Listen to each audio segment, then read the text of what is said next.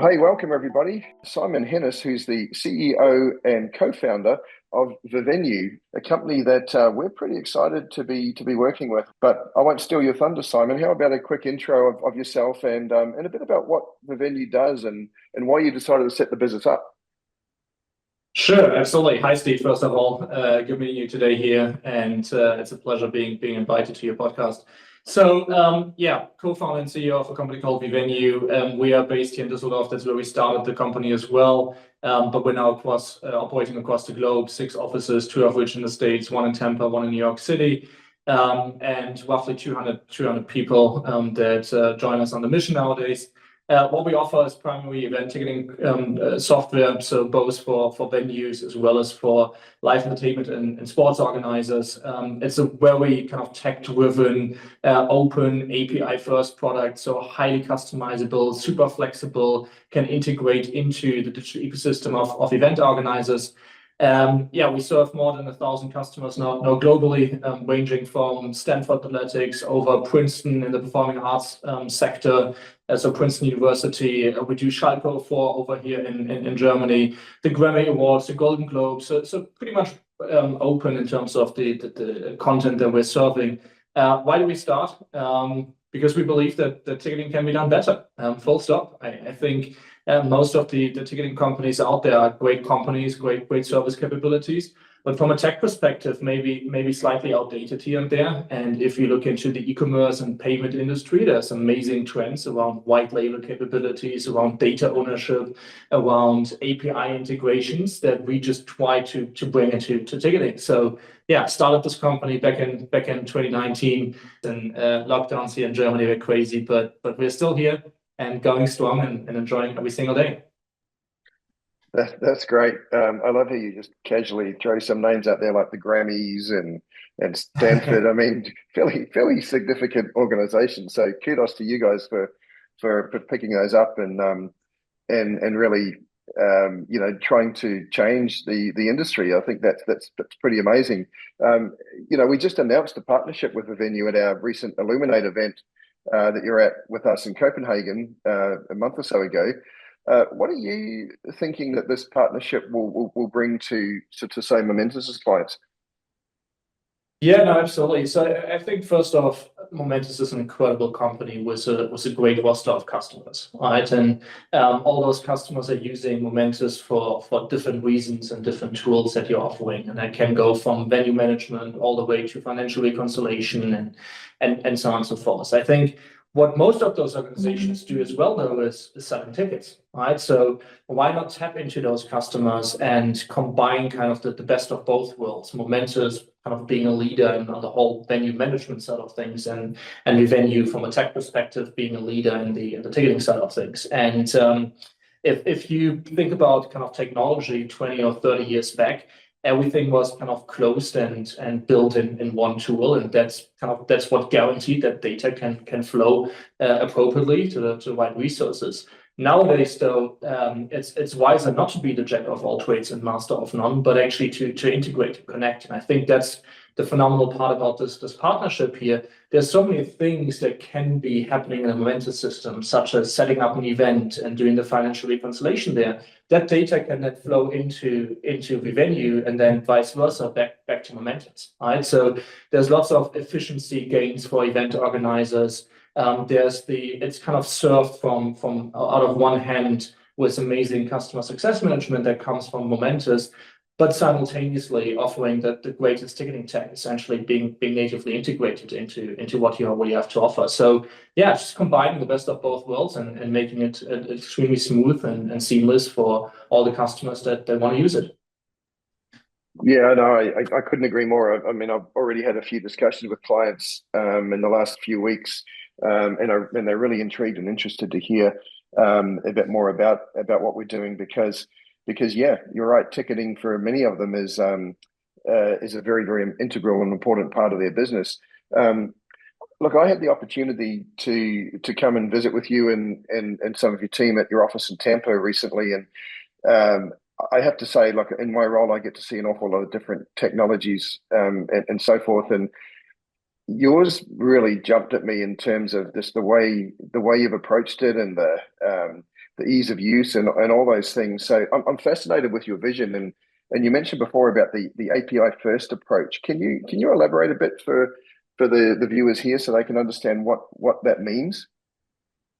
No, absolutely. First of all, appreciate the kind words coming from an expert such as yourself. We don't take that lightly. So thank you so much. In terms of the vision and kind of the tech approach that we take to this industry, there's a few components that I want to mention. First off, we believe that nowadays ticketing is more important than ever, right? So it is heart of the revenue engine for venues, event organizers, and everything else that comes after is somewhat related to success in ticketing, right? So how much you can get from sponsors, how many donors you're able to upsell into, how much merchandise you sell, the in-venue experience, all of that is kind of related to how successful you are on the ticketing front. That also means that more and more people have to kind of live and be in the ticketing system on a day-to-day basis. And for that, we want to make it as efficient and as easy to use as possible. And we try to make this different, right? If a CFO has to pull a report, it should be quick and easy. If a head of ticketing has to create a new ticketing manifest, right? It should be easy and quick. And there's so many people that nowadays have to operate in the system. So we believe it has to be extremely intuitive. And going forward, obviously AI enabled as well, right? So we're currently launching an AI-driven assistant that allows to take over some of those workflows that would take hours or days now into a few minutes. So that's the first part, like empowerment and intuitiveness and ease of use. The second part is just, we believe that event organizers and venues take on so much risk on performing events, right? And why shouldn't they reap the benefits? And the benefits in this day and age are being close to your fans and your customers and your patrons, right? So you need data for that. You need a way to retarget those. You need a way to communicate with them. You need a way to brand your ticket shops in the way you like, right? So that's kind of the whole aspect around customizability and flexibility that we value so highly. And the third one, and this is one that you just touched on, being API first and being super open.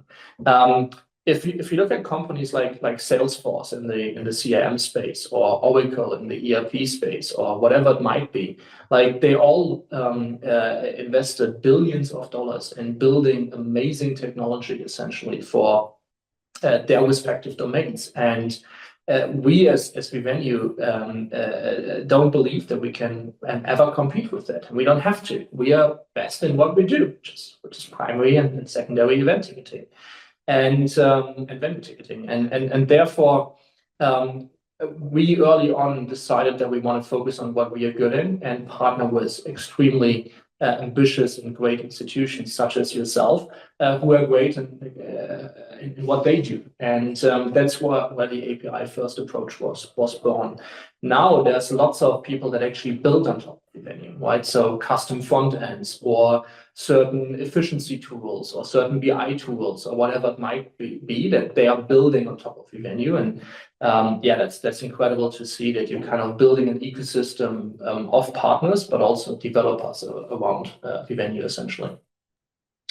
Yeah, thanks for explaining that. That's, I think, as I say, fascinating that you've taken that approach. And I think it's pretty incredible, as you've mentioned, like being able to be the engine behind some of the other companies. I think you mentioned to me Puerto Rico, the ticketing there is all being done through with the venue as the back end engine, but a front end branded differently. So having that API first approach obviously facilitates that, and then the integrations with the likes of Momentus and so on. So very, very cool. Yes, I mean, in the interest to add something on top of that, we try to not be dogmatic in terms of what our customers should do and what they should use and so on and so forth. We believe that each and one of our customers are individual in the way that they want to sell tickets and they want to market and how they want their customers to experience their events and want to be retargeted and so on and so forth. And therefore, we don't try to like push and enforce something into them. If they want to have lots of steps in the checkout, go for it. If they want to have flexible subscriptions, go for it. If they want to integrate into other tools, go for it, right? We just try to not be dogmatic. Now, do I believe that our approach would have been the right approach 20 years ago? Absolutely not, because back then other technology companies weren't as API driven, and therefore integrations were always clunky to use, they didn't work, it was annoying, setting up the data points took ages, and so on and so forth. But nowadays, most of the tools that we advise our customers to work with are more API driven, and that's amazing to see with Momentus, right?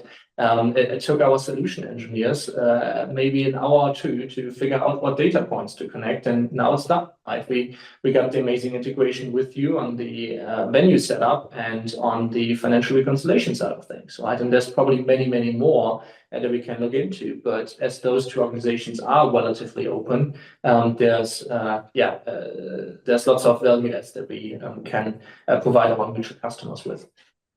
Yeah, no, and you're 100% right. And look, being one of those companies that's been around for, or at least our software's been around for quite a while, we certainly saw and experienced that back in the day where it was difficult to integrate. And so yeah, we've had to pivot and make sure that we're much more focused on API integrations and offering true open APIs as well. So I'm glad that you've seen that's been beneficial to you as you work with us. You've kind of answered this question already, but with some of the things you just said. But I just want to touch on it a bit more. What have you seen that should make venues think a bit differently about ticketing than say they did 5 years ago? Obviously, there's as you say, there's been a lot of legacy systems out there and whatnot.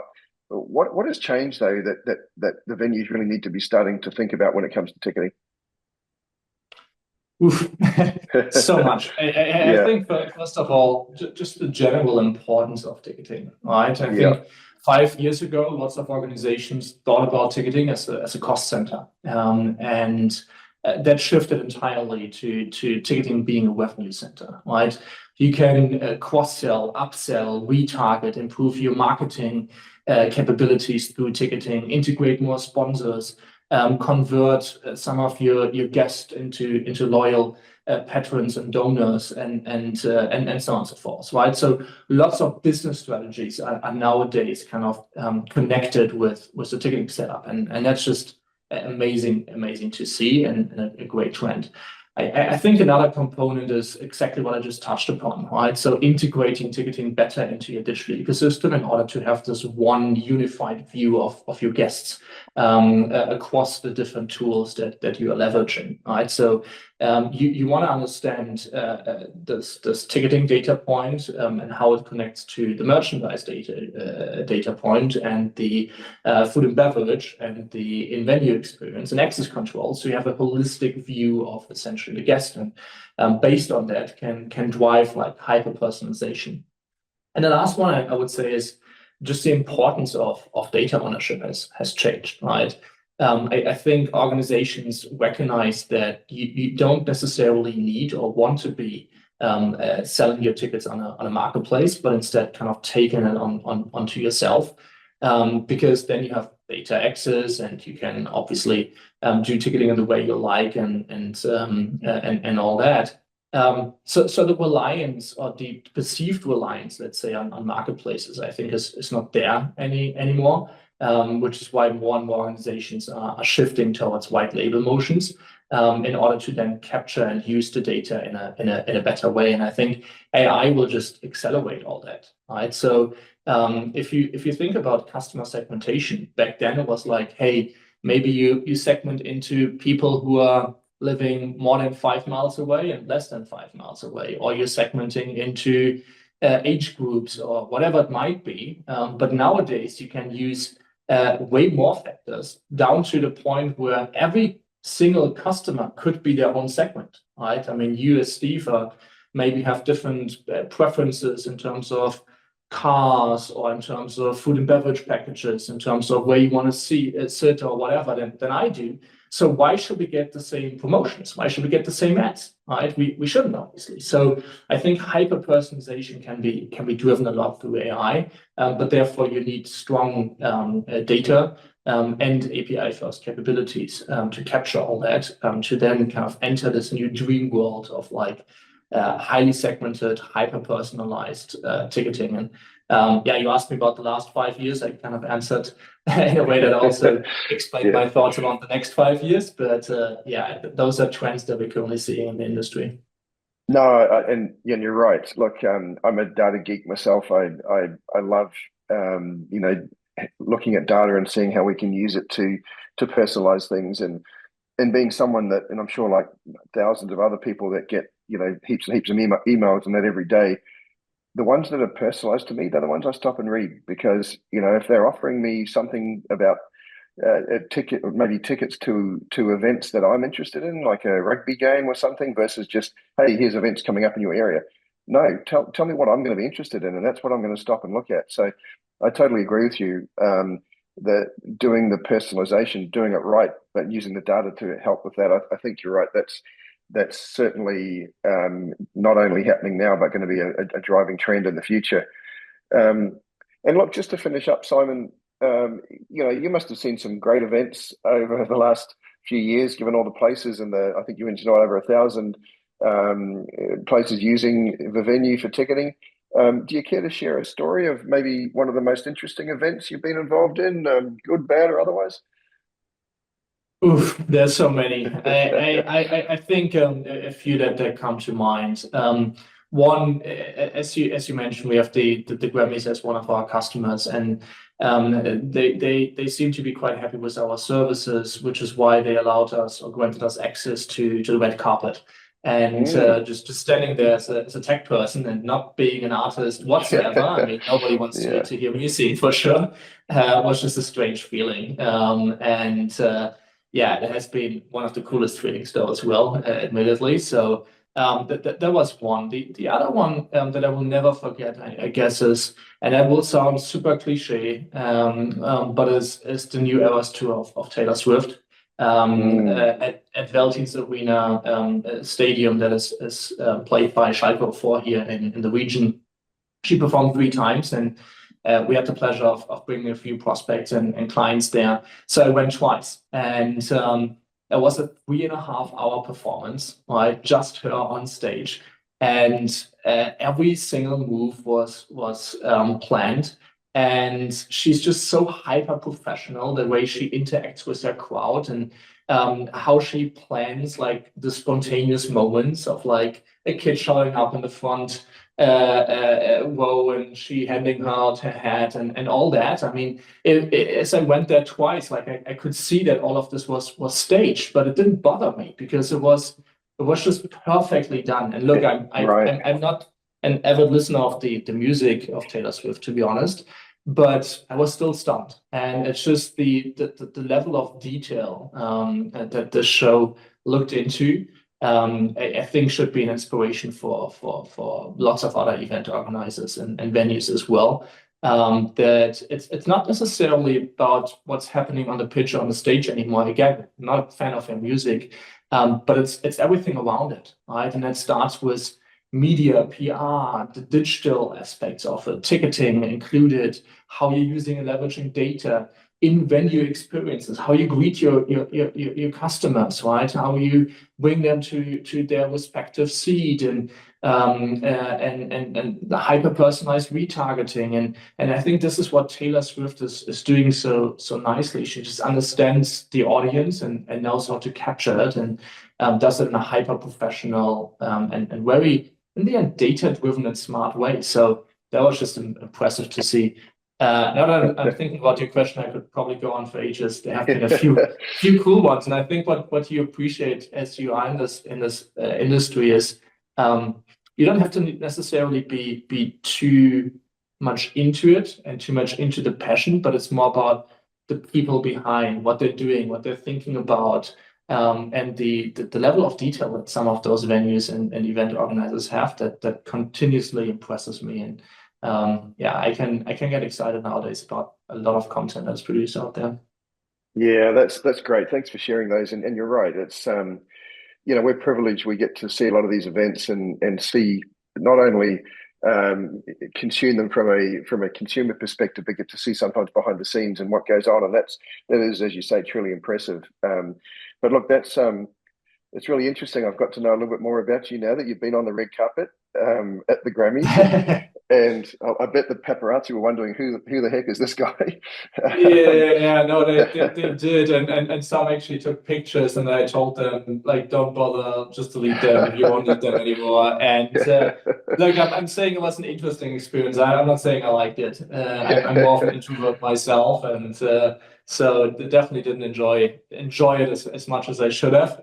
But yeah, definitely cool one, and yeah, we'll never forget about this experience for sure.